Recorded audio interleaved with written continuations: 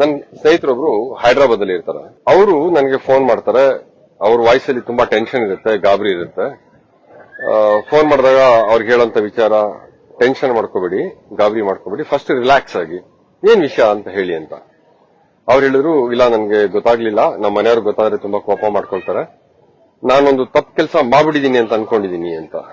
ಪರವಾಗಿಲ್ಲ, ಈಗ ಆಗೋಗಿದೆಯಲ್ಲ, we can't undo it, ಅದೇನಾಯ್ತು ಅಂತ ಹೇಳಿ, ಸೊ ದಟ್ ಅಲ್ಲಿ ಗೆಟ್ ಟು ನೋ ಏನ ವಿಚಾರ ಅಂತ ತಿಳಿಸಿ ಅಂತ ಹೇಳಿದ್ರು.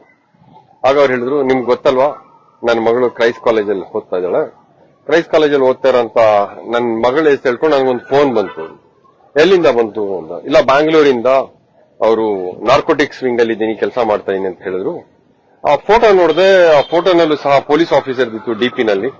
ಅವ್ರು ನನ್ಗೆ ಹೇಳಿದ್ರು, ನೋಡಿ ನೀವು ಅವ್ರ ತಾಯಿ ಅಲ್ವಾ, ಪೇರೆಂಟ್ ಅಲ್ವಾ ಅಂತ ಕೇಳಿದ್ರು. ನಾನು ಹೌದು ಅಂತಂದ್ರೆ, ನಾವು ಇದನ್ನ ನೀವು ತುಂಬಾ ಕಾನ್ಫಿಡೆನ್ಷಿಯಲ್ ಇಟ್ಕೋಬೇಕು, ಒಂದು ಗ್ರೂಪ್ ಆಫ್